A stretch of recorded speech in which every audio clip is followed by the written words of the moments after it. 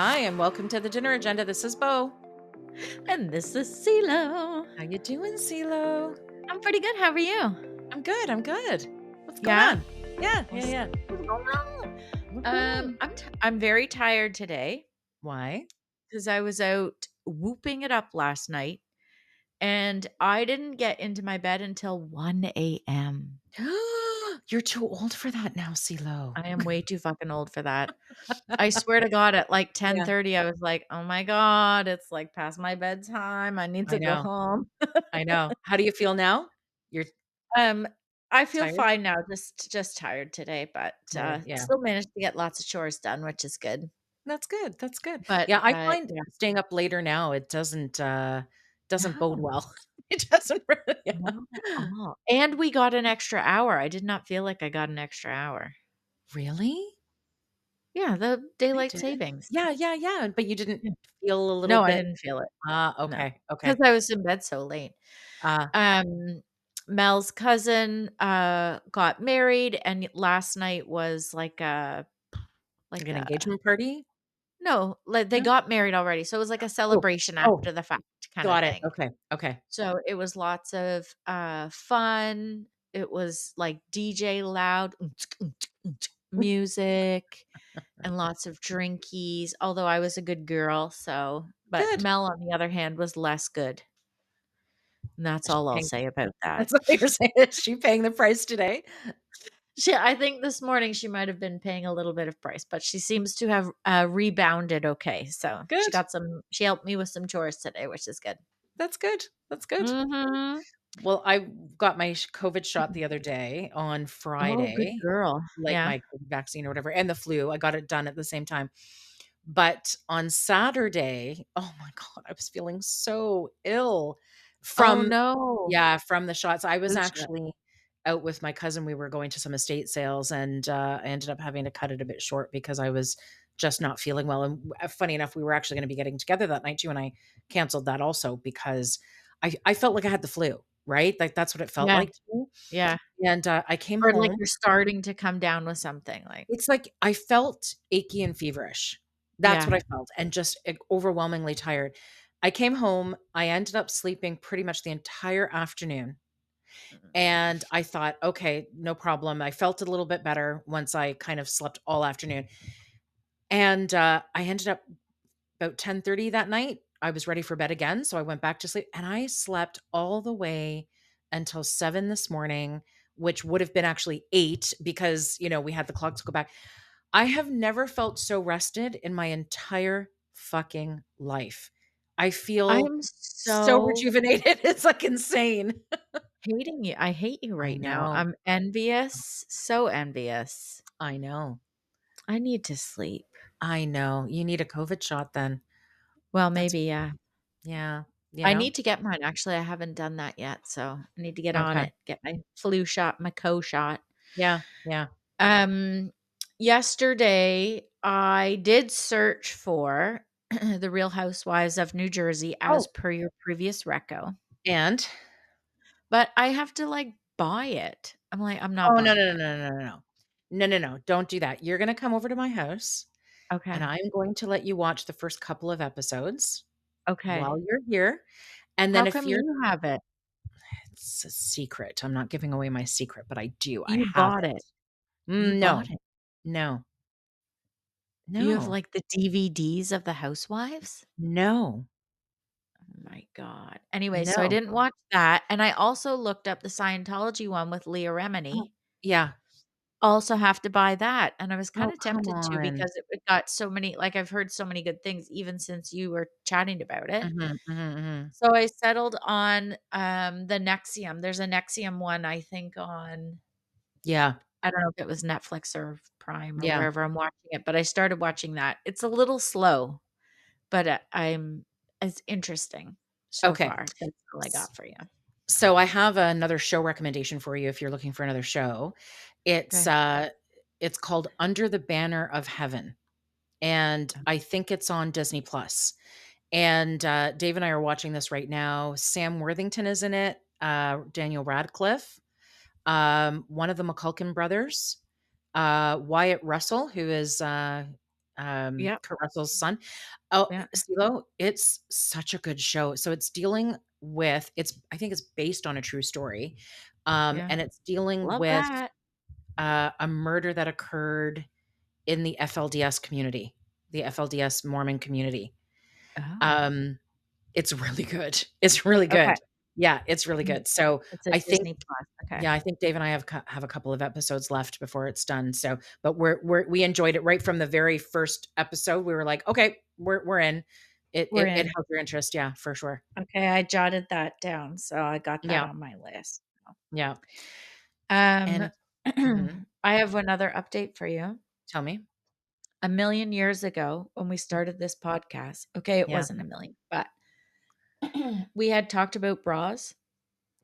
Do you Yes, remember that? I And do. that I hate bras. I hate bra shopping. Yeah, yeah. I was desperate for a refresh, and I Mhm, went to Pennington's, I think, mhm, because that's the last place I bought bras. mhm.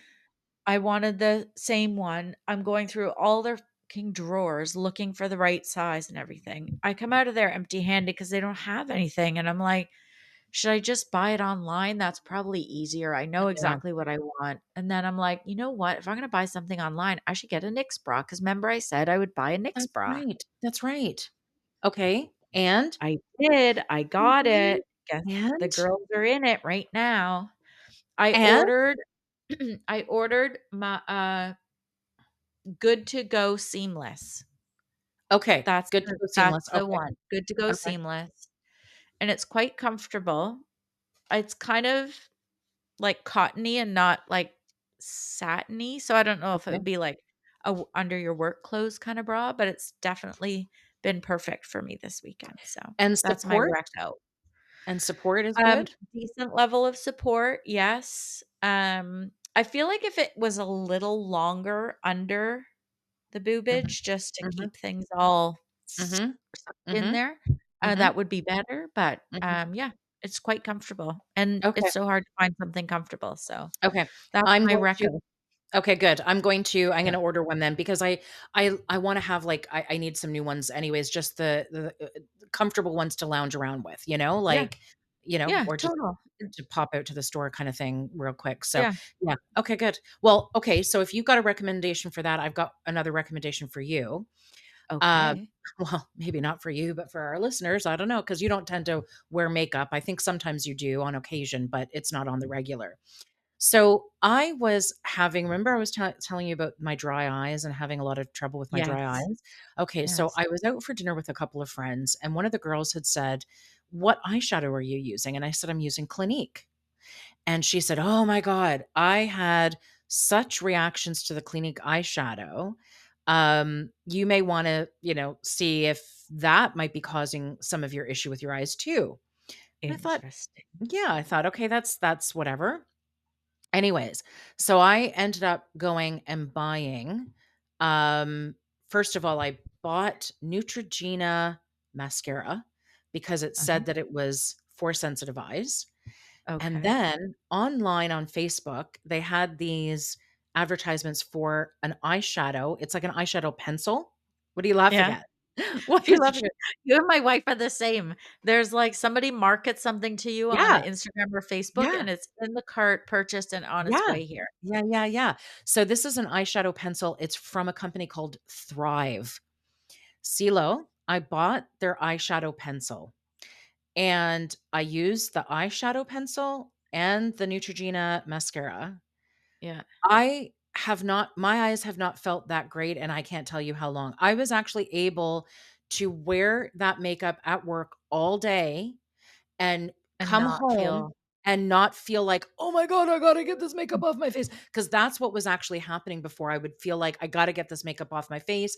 I was starting to just not wear makeup a lot because it was really agitating me, and I didn't put 2 and 2 together. So, anyways, if you're looking for something for sensitive eyes, I am plugging Thrive.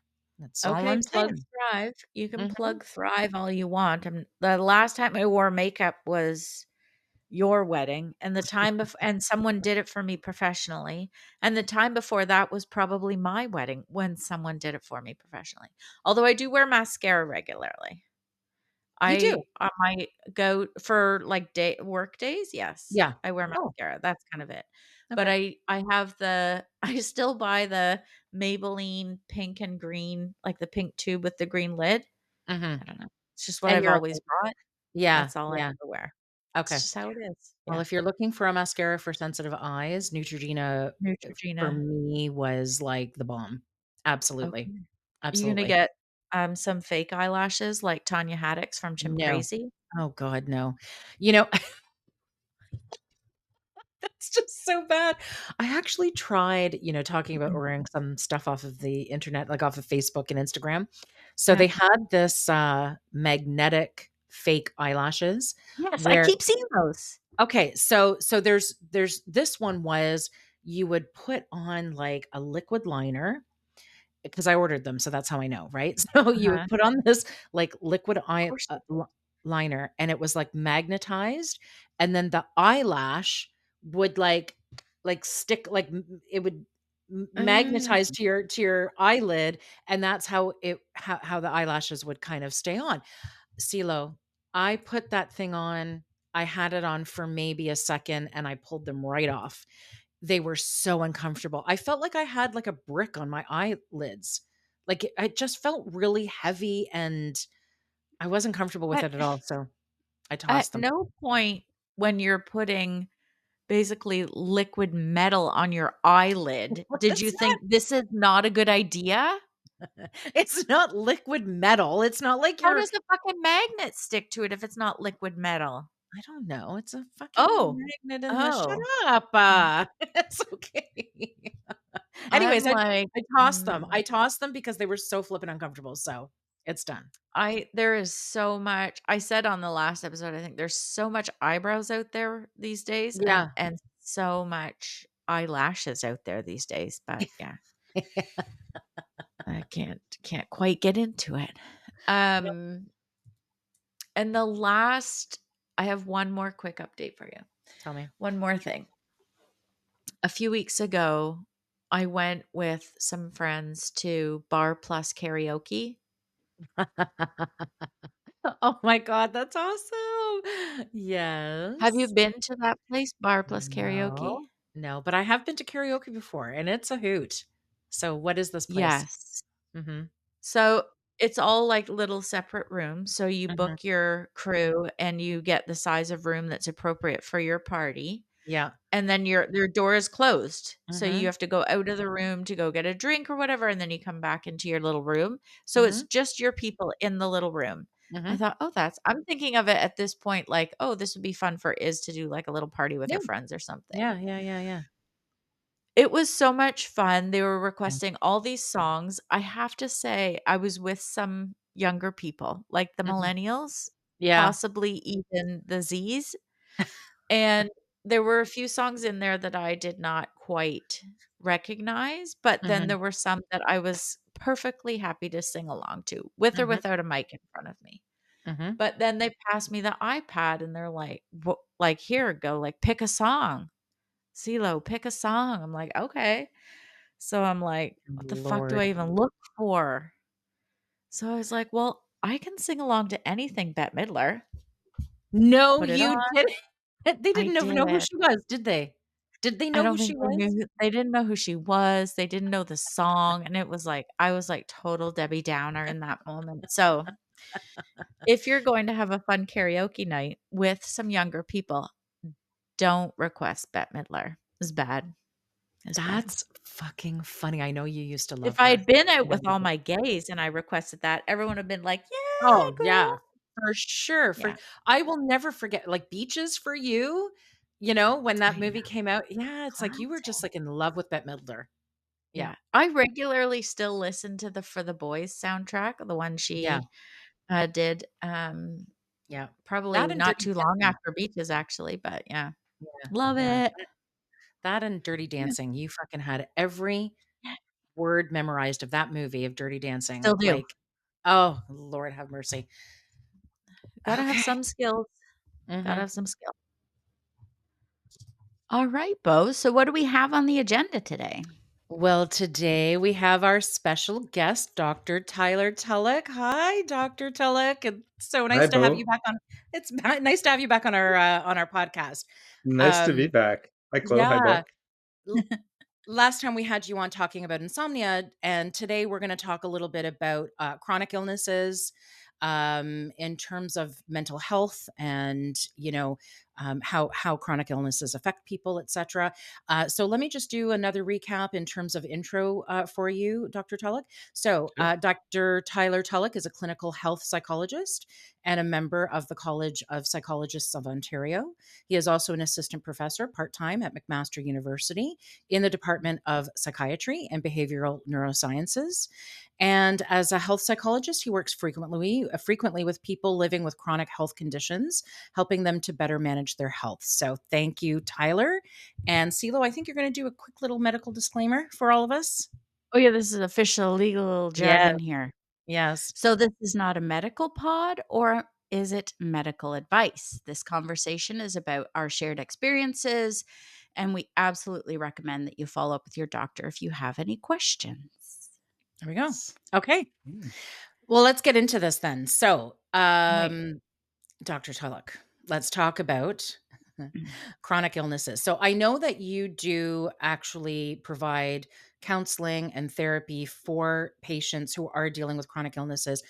mhm. Chronic illnesses, just for my education, those are not, those are things that are constantly ongoing. Are they curable at any point in time, or is this something that it's like somebody has to live with for the rest of their lives? Yeah. So if you're talking about chronic illness as opposed to like some sort of acute illness or an injury, the chronic Mhm. illnesses are ones that you really need to learn to live with and manage. So it can come with a lot more, actually a lot more uncertainty than something that's a lot more acute, like an accident or say, a heart attack that you might recover from and get back to kind of your pre-heart attack functioning. But when you've got a chronic illness, it's something that's kind of always hanging over your head. So it can come with a lot of uncertainty. Even when it's being well managed, there's always a question of, well, what happens tomorrow or what happens next month or next year or 5 years from now. So Mhm. it can be stressful to live with chronic illness because they're typically not illnesses that are cured as much as they are managed, and that really that management is oftentimes put into the hands of the patients themselves and their family members. Yeah. Okay. CeeLo, Do why you do you look you had this, like, look of, I like, know, fear. it's What is just it? it can be, I mean, it could be something fairly straightforward, right? Like, something that's chronic, it just means that it doesn't stop, and to your point, you manage it maybe through medication or whatever that looks like, but I'm sure that it can have, um, impacts to your life and how you live your life, and so managing it through something like that. I was remembering someone that I knew who was diagnosed with lupus, Oh, and right. eventually passed away from it. Mm. But what she was doing, like, it was a complete, she was like one person one day and then was ill, got the diagnosis and was like a completely different person in Mm. terms of everything that she ended up having to change about her lifestyle, what she was able to do and not able to do. So I imagine when it has that level of impact on your life, that it would require some help to get through those tough times and how to manage it. Absolutely. Yeah. And certainly that's where I come in for a lot of our patients. Some of them manage just fine, but a lot of times people do need like someone to talk to about everything that's going on. Some people have like the solving skills and the communication skills and kind of that mental bandwidth to manage everything fairly well without too much outside support. And a lot of Mhm. it comes down to social support. So people who have a lot of helpful people in their lives tend to cope a lot better with chronic illness than people who might be a lot more isolated, just Mm. because they've got a team behind them helping to make sure they're taking the right medications and taking them on time and getting to appointments and keeping track of appointments, doing all of the monitoring that comes with living with chronic illness. And as you said, this person had lupus, but there's all, every illness is different. You think of something like diabetes where you're having to check your blood sugar and perhaps take insulin, but certainly eat, manage your diet in ways that most people wouldn't even have to think twice. So there's all sorts of different illnesses that require different degrees of monitoring yourself and measuring yourself and tracking things. So Yeah. it can be a lot of work. I feel like I'm seeing so much more in the media, and it's so hard to judge these days, right? Because our the media that we're getting is constant on our phone. So it's like, is there actually more kind of chronic illness? I'm thinking of autoimmune because that seems to be Yeah, what Mhm, pops up on my phone all the time. But yeah. mhm. those types, like, I just see it all the time, and do you feel like is there more, or is it just that it's in our faces more easily, and so it feels like there's more? Yeah, it's a good I think that's both of it. So certainly with social media, it's definitely in our faces more. So we hear more often of people having these conditions, whereas before we might have only have heard of family members or friends who had it. Another thing is that with advances in technology and medicine, we're living longer. So people who Um, might, unfortunately, in the past have just simply died before dealing with all of this are now dealing with all of this. So we see Mhm. people living longer and having conditions treated in more effective ways, so we're surviving longer, and that means that we're living longer with our chronic illness, or we're living long enough to have chronic illness at the end of our lives. yeah. Whereas this, without advances in medicine and technology, people, who might otherwise have been living into old age with chronic illness might not have made it that far. So I've actually this just strikes a question in me. So chronic illness. I mean, you mentioned so CeeLo mentioned lupus. We know that some autoimmune conditions are also chronic as well, and some other ones outside of lupus. You talked a little bit about diabetes there.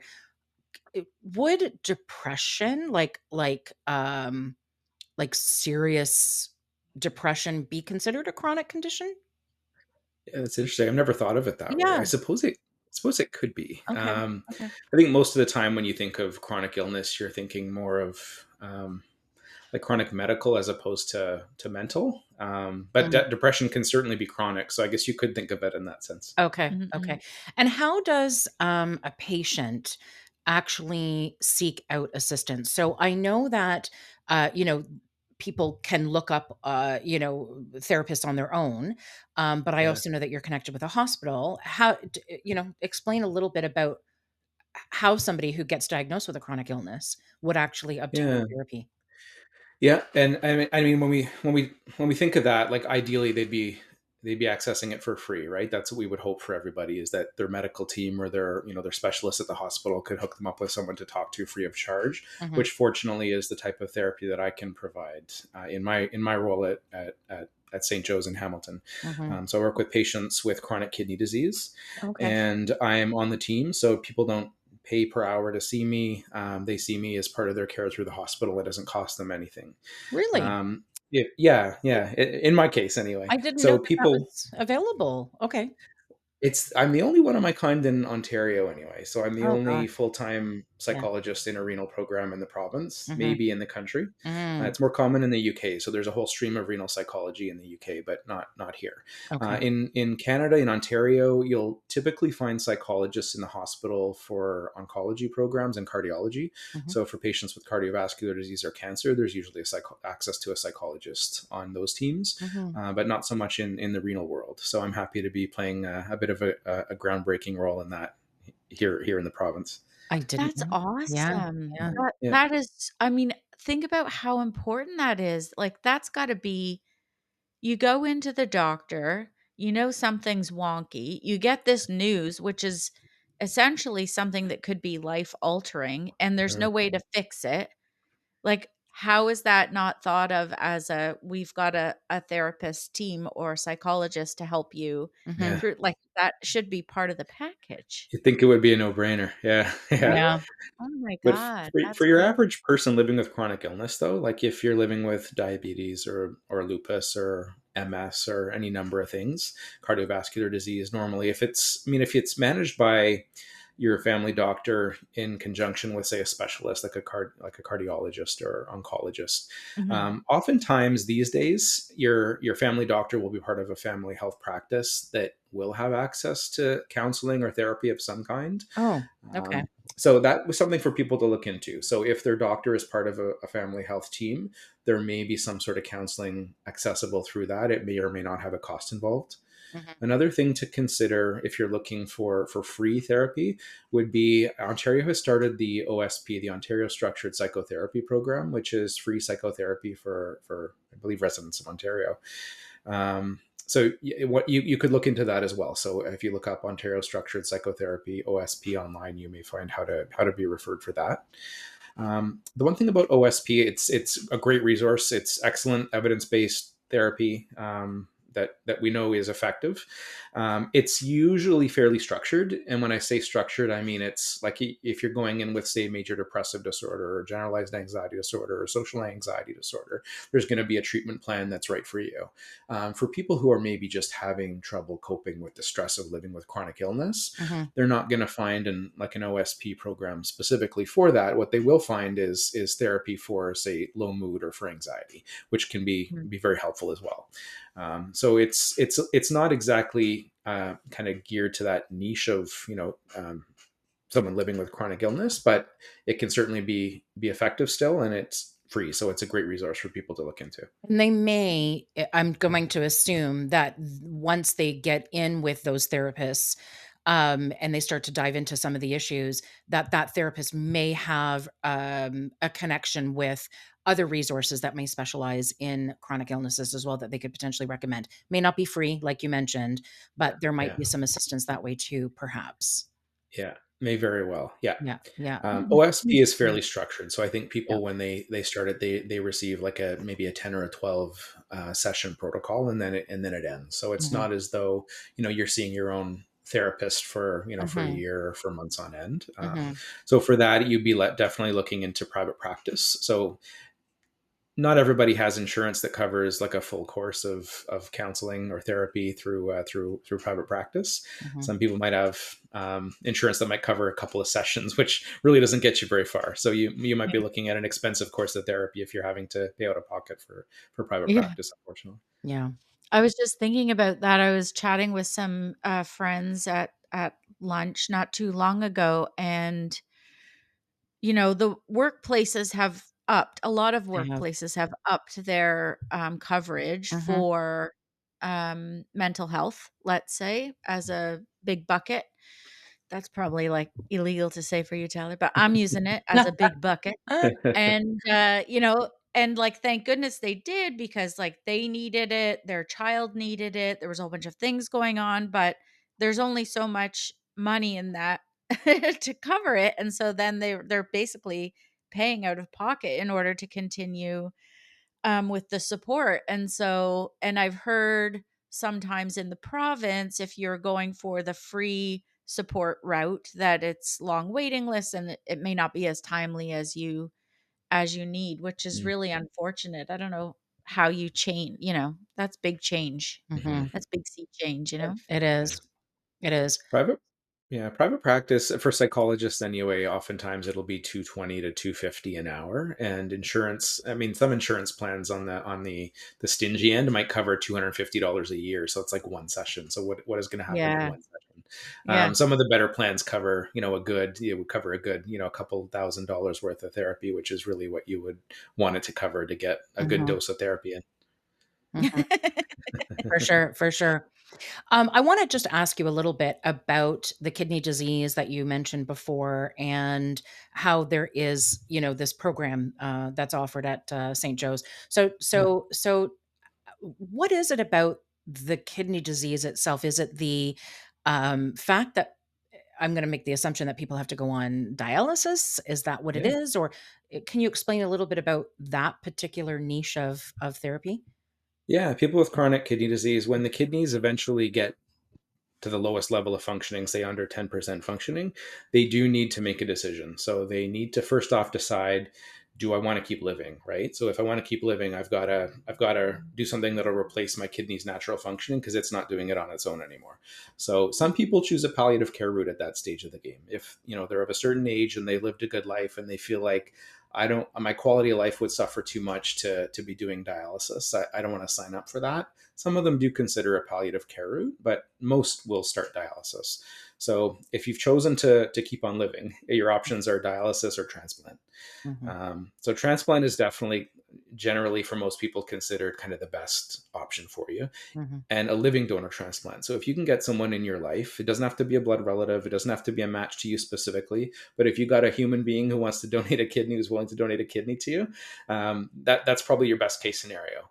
Either it's a match and it goes into your body, or it's not a match to you, but it's still, they're a good donor. So you go into what we call the paired exchange program, where you might have like 10 couples, or it might just be like 3 or 4 couples, but you'll have, say, the 4 donors and the 4 recipients, and they cross match everybody, and the Mhm. transplants are all done at the same moment across the country, so that nobody can back out at the last second and leave somebody without a kidney. So they kind of cross match the 4 donors with 4 recipients, or 6 donors with 6 recipients, based on antibodies and whatnot, to create these matches, and everybody ends up in the match gets a kidney. So if you've got a living donor, tell them to come forward. And this is my plug for everybody to please be an organ donor. So I'm not organ um, donor. Yeah, me too. good, same, yeah. Yep. Please, everybody, be an organ donor. Yeah. Save a lot Also, of lives. that whole partner transplant, that sounds like kidney polyamory. That's what it sounds like to me. Pretty much. You love Right?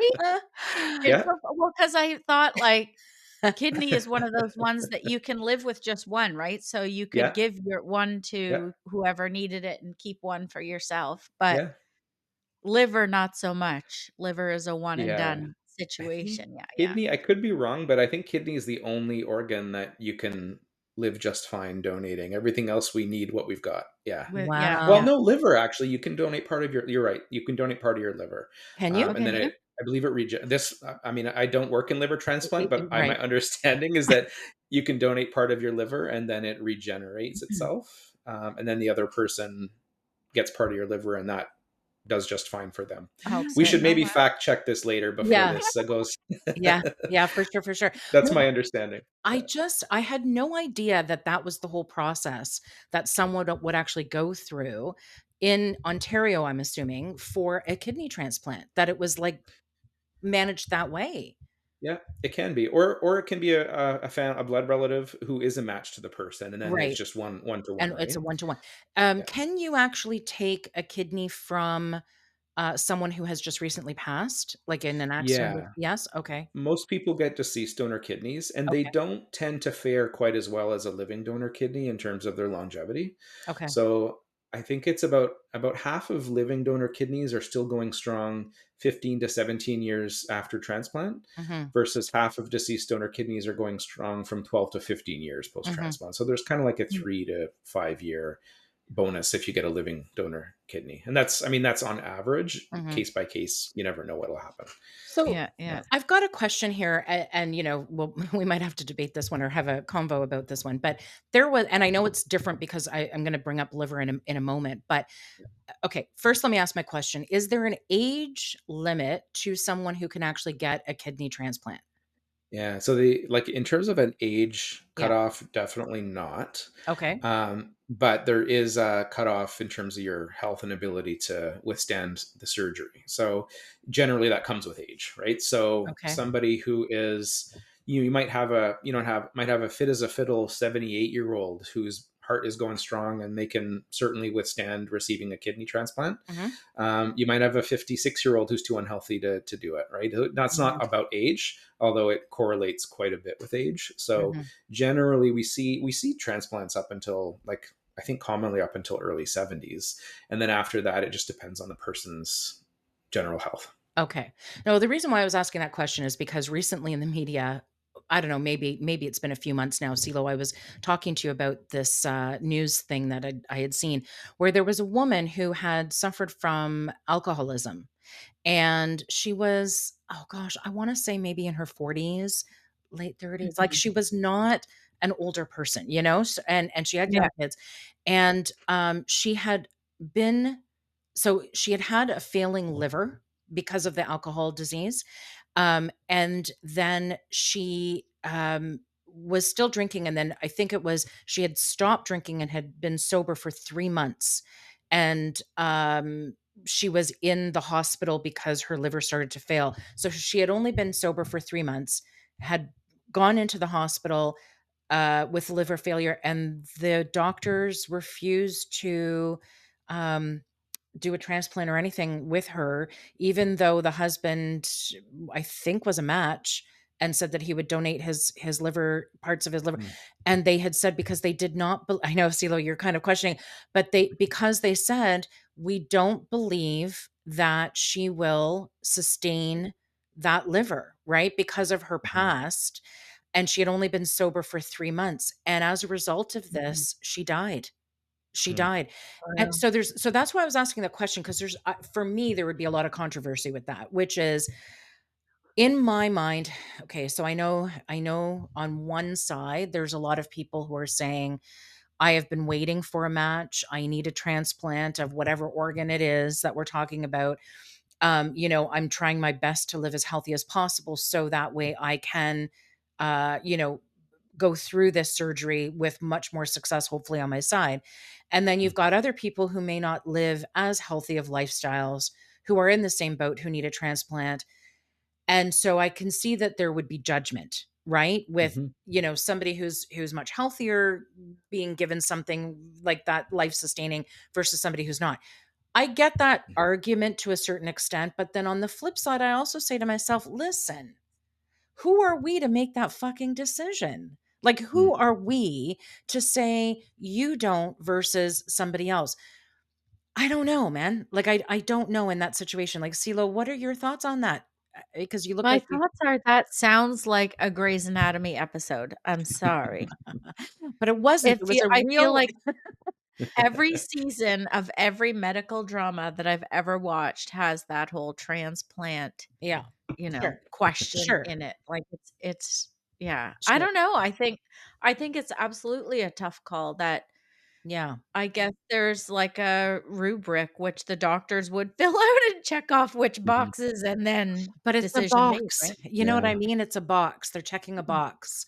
They're Yeah. not they're not inside that person's. You have to look at the science of it and you have to look at the um like the person who's receiving the organ, what are their chances? And if one person's chances are 51% and the other person's chances are 50, you have to give it to the 51.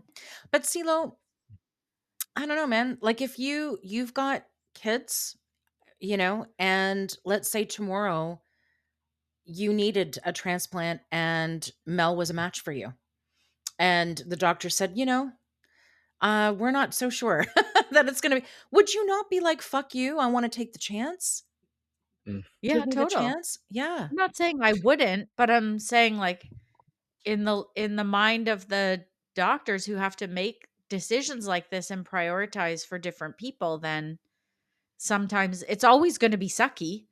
No matter if someone is a recovering alcoholic at 3 months or 2 years, it's always going to be a sucky decision to have to make. Mm.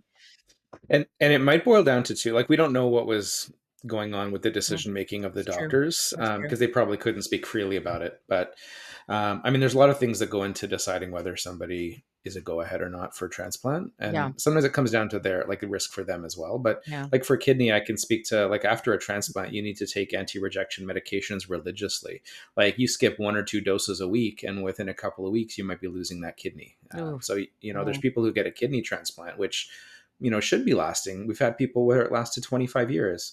We've yeah. had people lose it in a matter of 6 to 8 months because they just, they didn't really take care of it and they weren't careful with their medications. So there's a Yeah. lot of things that go into like, is this right for this person at this point in time, or do they need to maybe work on a few things before they become a good candidate to be a donor, a Yeah. recipient for Yeah. for an Yeah. organ? So let me ask you, when we talk about somebody getting diagnosed with a chronic illness, and obviously that's going to change their life, they're going to have to live a little bit differently. I understand that that brings a whole bunch of emotions in.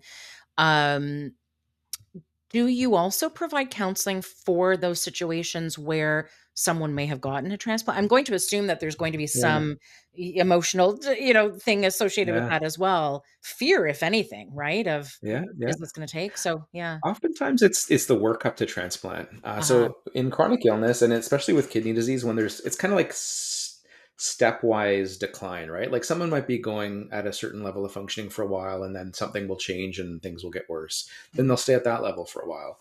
So with chronic illness, oftentimes my role, I find I'm usually most helpful for people and they have the most need for therapy during these transition phases. So when they're going from, managing their kidney failure and trying to keep their kidneys hanging on through all of the self-management that they need to do to starting dialysis, that's a big change. And then coping with being on dialysis and what that means, the side effects on their body, the side effects of medications, the changes to their daily routines, and how free they are with their time, right, to be on dialysis. So helping with that transition. And then there's a transition after that from being on dialysis to either say some people withdraw from care to pass away, or some people are preparing for a transplant. Some people want a transplant but don't know how to go look for a donor, right? So there's a lot of therapy around how do I wrap my head around having these conversations. A lot of times people think, well, why me? Why do I deserve someone's organ? Like no one's going to want to give me an organ. And trying to work on self-esteem and also work on how to put into words how to broach the subject. And we've got I'll put a plug in for the Transplant Ambassador program here in Ontario. They've got former donors and recipients who will talk to anybody who's wondering, is transplant right for me? What do I say? How do I go about it? What's it like to go through the process? So they'll meet one-on-one with people. So that's another great resource for people at that stage of the game. But yeah, so all of these changes, gearing up for transplant and then getting a transplant, and your life suddenly changes. You might have been living a life with a lot of disability up until transplant, and then suddenly you've got some energy back and you have more free time because you're not on dialysis and you hadn't been working, but maybe now you can work. How do you transition back to a life where you're maybe working now when you hadn't for 2 or 3 or 4 or 5 years? So the transition points are usually the points where people tend to benefit most from talking to somebody. Do you have a question, CeeLo? You look like you're ready to. Otherwise, I'll I ask was going mine. to ask, but then I saw you were going to Go ahead. ask. Go ahead. Mike, go ahead. Your turn. When someone receives the news of some kind of life, like not, hypothyroidism. Okay. I'm talking about like something that's life altering. Yeah. Do you have any tips on how to have that conversation with their loved ones or even their children? That's a good point, CeeLo. Like, Yeah. Yeah, good question. I mean, off the top of my head, I'm just trying to think of something.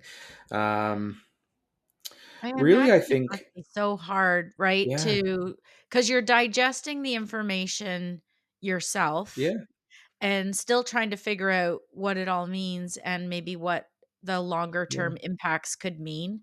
And then yeah. you've got to share it with the person that you love, Mm, and and then you have to almost manage their reaction in a way, hmm. right? Yeah, And then possibly with kids, if kids are involved. So I was just curious if yeah. you had some examples of that. So a lot of people, you're right. A lot of people. So I usually work with the older generation in those scenarios. Most people with kidney failure are in their 60s to 70s. So a lot of times, and a lot of times when you have chronic illness, families involved, right? So if you've got a spouse or like an adult child or a sibling, usually one of these people, usually you don't come to appointments alone. Like as a young adult, Right. I mean, I wouldn't bring my partner into the doctor's office for my checkups, right? But as an older adult, oftentimes family members, especially if you've got chronic illness, family members do show up. And oftentimes when people are a lot older, their children kind of divide tasks. So I'll have families come in where, one daughter goes to all the cancer appointments and a son goes to all the kidney appointments and another daughter goes to the cardiology appointments, and they kind of Yeah. divide it that way. So I think it's good practice, if you're comfortable with it when you have chronic illness, to have another set of eyes and ears with you at your appointments right off the bat.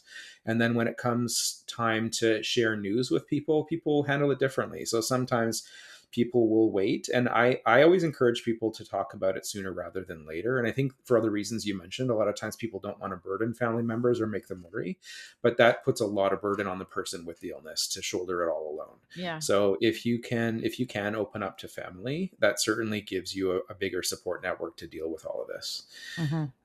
In terms of how to say it, I mean, it might depend on each of Um, the I don't know. individuals. Yeah, it depends on the, I guess, the illness, but maybe, before you have that conversation with them, it's good to have thought through it yourself. So, as opposed to sharing, the news of a diagnosis, right? Without, like, if you don't know yet yourself, what is the, what are my treatment options for this? What is the prognosis? What does the course of this look like? You might want to answer some of those questions for yourself before you tell your family member about your condition, because they're going to have all those same questions, and you're probably going to have some answers for them. Mhm. So having resources too. So if you're meeting with your healthcare team, your specialists, oftentimes it's good to get links to material on the internet or handouts from them. And I know when our nurse sees patients, to provide education on all their options available to them when they have kidney disease, we give them a lot of handbooks. I'll follow up with online resources for them, and we encourage them to send these links off by email to family members, or to mhm. maybe have them come over for a visit and show them the materials like the handbook Yeah. that we give them, and go through that together. Mhm. So having tools to discuss with them is important. With younger family members and kids or grandkids, that's another story, because you're going to want to put it in terms that I guess isn't frightening to them. But I when I have people, whether it's a parent or a grandparent with who's on dialysis, their body might be altered in some way. So they might have um, like a PD catheter coming out, like a plastic tube coming out of their abdomen, right? They might have a fistula, which looks like kind of a surgery in the arm, that's not always visible, but you can kind of tell that it's there because the veins bulge out a lot more, and you can actually feel it buzzing, and you can hear it if you put your ear down to it. So I always encourage people, if the rather than hiding these kinds of struggles, kind of normalizing it for all Mhm. generations, so that children grow up knowing that things can happen to us, but they can be dealt with positively, right? We don't have Yeah. to keep it all hush hush and hide it. Knowing that grandpa's on dialysis and he's coping well can really kind of inoculate kids themselves for later in their lives, when they might be faced with similar situations, to Yeah. see, well, my grandpa went through this and he did okay. He faced this and he was able to Yeah. handle it, so I can too. That's So I think Yeah. that actually can be a healthy thing. That's actually a really good point. I wanna call that out because I know that when I was growing up, anything that my parents were going through, it was never discussed. Hmm. Yeah, never, never. It was always, "No, we need to protect the kids," or, "No," and I kind of like what you just said, because when you normalize life, that Hmm. there are great things with life and negative things with life, and great health and bad health, and Mhm. life is something that has to be navigated by absolutely every single person. When a Yeah. child understands that, within reason, right? Like, I mean, you don't want to horrify them or terrify them, Yeah. but within reason. I mean, to see Mhm. that circle of life and how people need to kind of go through things, I think is so critical to their just their eventual well-being, and not being so afraid. So that actually Yeah. leads me a little bit to my next question, which is that fear. Like, so when you talk to a patient who's now dealing with a chronic illness and their life is changing, what do you find to be the most common thing that you're actually counseling them on? Is it Yeah. depression? Is it fear? Is it like all of it? Like, what are your Yeah. thoughts? Yeah. It really depends on the person, and we all come to chronic illness when we have it with our own kind of background, right? So, like, as adults, human beings, some of us are prone to being more anxious, some of us are prone to being more depressed, right? Yeah. So when you're diagnosed with a chronic illness, that's gonna, whatever your background is, whatever you're kind of prone to, is probably gonna flare up again for you.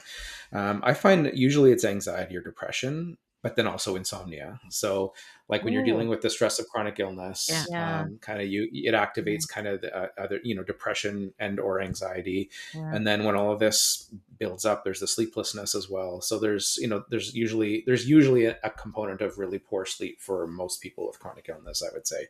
But I would say most of the time it's either anxiety or depression, that we're Mm. working on. So how do The you last oh, time oh, wait, I wanna talk go for about it. that Yeah, go whole for it. worrying and sleep thing because Yeah, we talked about we that the did. last time we had you Yeah. on, Yeah. Yeah. and I was like, because I'll be tired, I'm pooped, I could even fall asleep on the sofa, I get up to bed and I'm like, "Bing." Yeah. Yeah. Always happens, and Yeah. so taking a minute before bed to just jot down stuff I need to remember to do tomorrow Yeah. or things for next weekend or whatever that looks like has made a big difference for me. And it wasn't until, so we had chatted about it a while back, Hmm. and then I heard it on a Sanjay Gupta podcast Yeah. Chasing life. a while. Yeah, Oh, yeah, Chasing Life. I That's love his right. And podcast, he yeah. was talking about the concept of power worrying. Uh-huh. So Yeah. you like not Yeah. necessarily like a before bed thing, but it's like, okay, here's like just like I've set aside an hour for lunch today. Yeah. I'm setting aside 20 minutes to get it all out, and then we're gonna put it away, or we're gonna, take 2 actions off the table or whatever. So I thought Yeah. when I I heard you love say that. that again, I was like, yeah, That's an important tool actually for insomnia, but also for dealing with anxiety and chronic illness and worry. So for some people sure. are some people are worriers. I mean, it's normal for us all to worry to some extent, but some people are real worriers. And I never heard of the term power worrying. I love that, and I'll probably use that. But Mm. we do what we call worry scheduling, which is just that and what you're talking Yeah. about, right? And it's also the idea of turning worries into problems that can be solved, as opposed to letting them just spin around in your head as fears. Yeah. So you can take your worries or your fears, write them down so you can see them, look at your list and say to yourself, okay, which ones of these do I have control over? The Yeah. ones that you have control over, what am I going to do next? Right? You don't have to solve the problems just yet, but you can come up with your very first step and Yeah. write that down. And that's a great way to start tackling those worries. That way, when it comes to, whether you're doing this to help you sleep or whether you're doing this to help with your anxiety, you can almost put your mind to rest, because when the worry comes back again after having done that exercise, you can remind yourself, wait a second, I've tackled this. Like, I have a plan for this. So I Yeah. can I can let this one go right now. Yeah. So then you're less burdened by the worries. Yeah. I love it.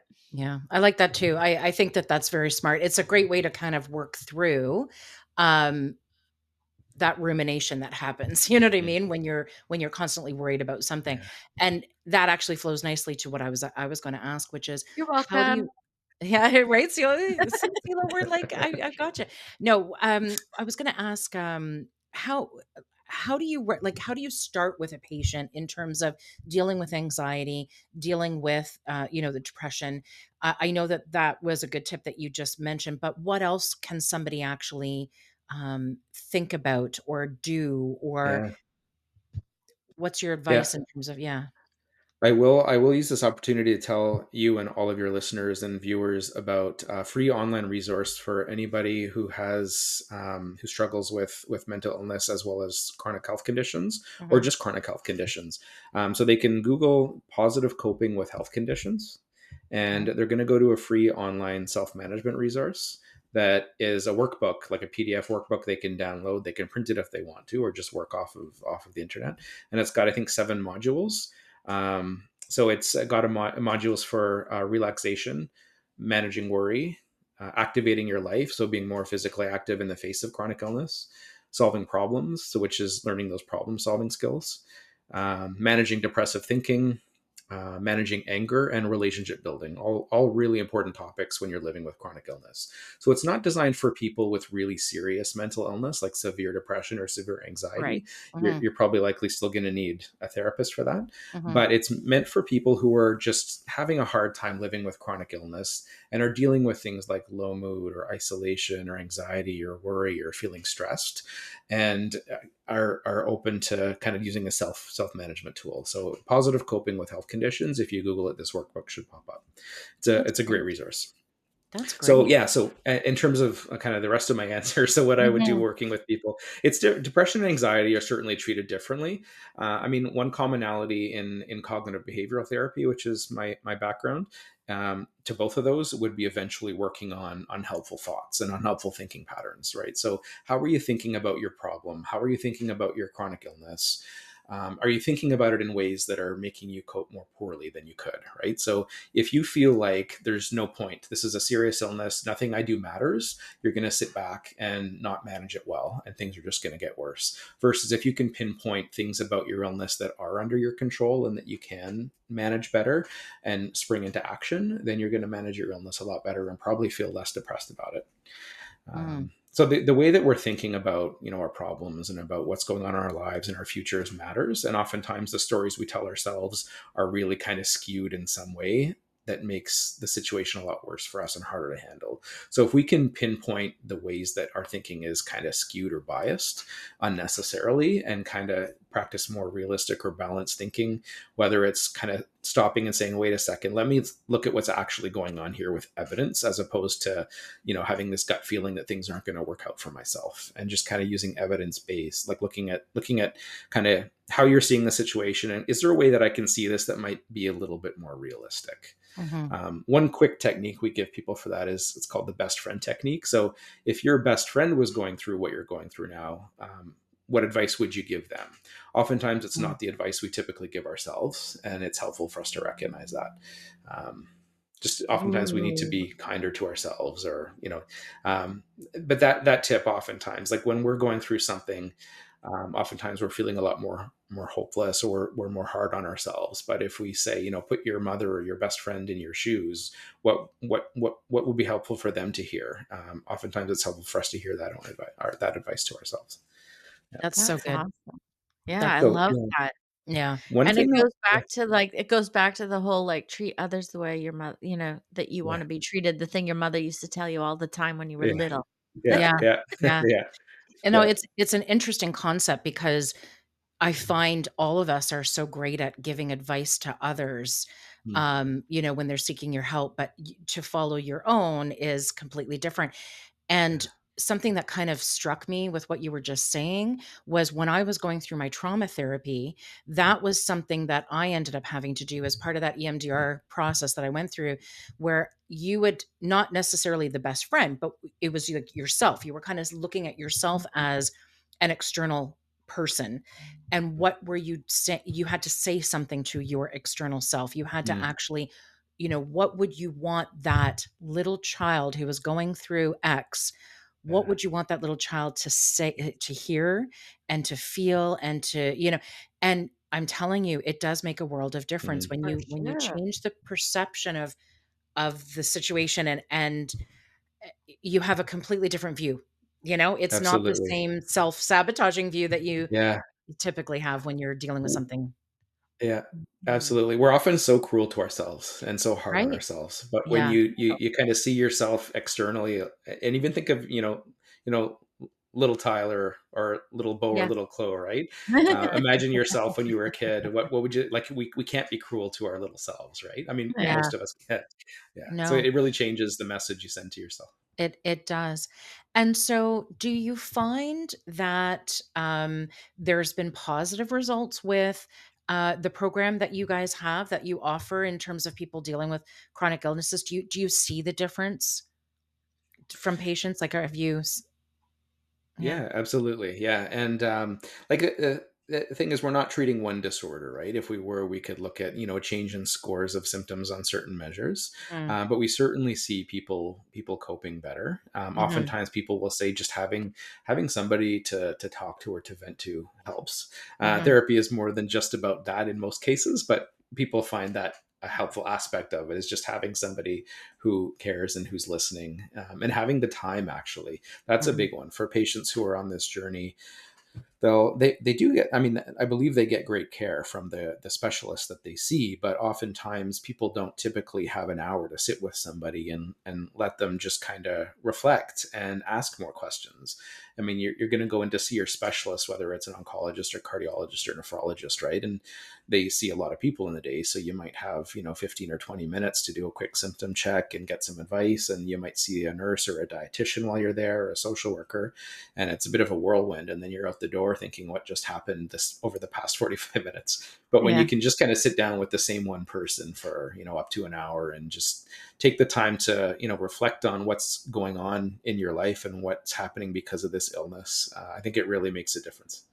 So it's funny because one of the things that I was thinking as you were talking earlier, it seems like with the chronic illness, when somebody gets diagnosed with it, they lose control. Essentially, Mm, you realize that you've lost control over yourself, right? There's mm, something bigger at play here, something that you kind of have to give yourself over to. And I think part of the therapy that you were talking about helps find those pieces of control again. So, when you Mm, were talking about marking down, all the worries that you have, and what your next step is for this one, or what mm, your next step is for that one, even though you don't have all the answers, it's providing a little bit of that control. It's yeah, giving that person that ability to navigate something, which I would assume would uplift the emotions instead of, becoming more depressed, right? Like, it just makes sense to absolutely. me to, yeah. Yeah, it builds even just a little bit of hope, and Yeah. that can go a long way. Yeah. Yeah, Yeah. absolutely. Yeah, a lot of therapy, especially in this area, but in general, it's about building insight and learning Mhm. about, what's connected to what for you. Mhm. So one tool that I really like to use with people, and this is probably more helpful with mood issues and with anxiety, is just sitting down and starting to track, what you're doing in the day and how it makes you feel.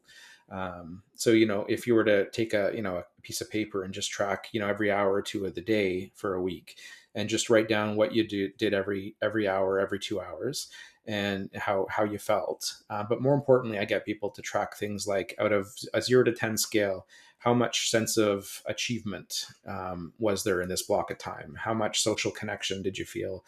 And how much enjoyment was there in this chunk of time?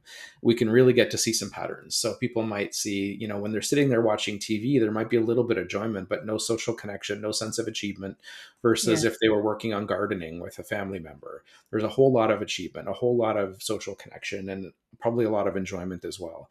So in looking at that at the end of a week, you can really see, if there's gaps. So if you're going days on end with very little sense of achievement or connection to others or enjoyment, we need to change that. And we pick things that a person can do given their current level of functioning, given their current pain and fatigue levels, current ability to get around. What can we do differently just to build a bit more some of these things into your life? So it's Yeah. really about enriching your life and giving a bit more quality of life, even if you can't necessarily do all the things that you used to do before you were ill. Mm. My daughter started making a mood journal, I think, at one Mm. point last year where there was all of these different colored, little circles, and then they were all different colors, and you got to rate, like, was the weather, like, yay, nay? Yeah. Did you feel good? Yay, nay. What did you eat? Did you eat well? Yes or no? It Hmm. was all just on little colors and stuff. But like, how many things have we talked about on the pod that we're talking about? Do something, eat something, you know what I mean? Like all, Yeah. and then write down how you feel afterwards so that then you can correlate the things and say, wait a second, I feel much better when I'm, Yeah. well, maybe not the leaves and the gardening, okay? Because my back is killing me from all the leaves lately, but Yeah. I get your point for sure. And I think that that's where therapists come in, right, CeeLo? It's, because not everybody can do that on their own. Not Yeah, everybody can get exactly what they need just from doing that spreadsheet that you were talking about earlier, Dr. Tulloch. Yeah. It's yeah, I think that's where some people might get benefit of seeing an actual therapist to help guide them through these steps, right? so yeah, Absolutely. Yeah. Yeah. yeah. Oh my God, this was so interesting. I find it very fascinating. I would like to dive into at some point in time terminal illness, Hmm. Mm. and therapy support for that. Yeah. Maybe we'll have you back on to talk a little bit about that. Sure. Yeah. Yeah, I'd be happy yeah, to. You're yeah. stuck with us now, I Dr. know, I I know. see that. Now we just need to start paying you for our therapy sessions. Yeah, right? Total. Well, thank you so much, Dr. Tulloch. We really appreciate you coming back on. You're This welcome. was definitely very informative. Yeah. You know, Happy to be here. Yeah. hope everybody gets what Awesome. they need for sure. Thank Yeah. you. Good. Thanks, guys. Bye. Bye. Bye. Thanks for taking a seat at the table today. We love our dinner guests. Don't forget to subscribe and follow The Dinner Agenda on the podcast platform you use so that you don't miss any new episodes. You can also follow us on Instagram and Facebook at The Dinner Agenda. We look forward to hearing your comments, questions, and even ideas you may have on future episodes. Thanks for taking this journey with us.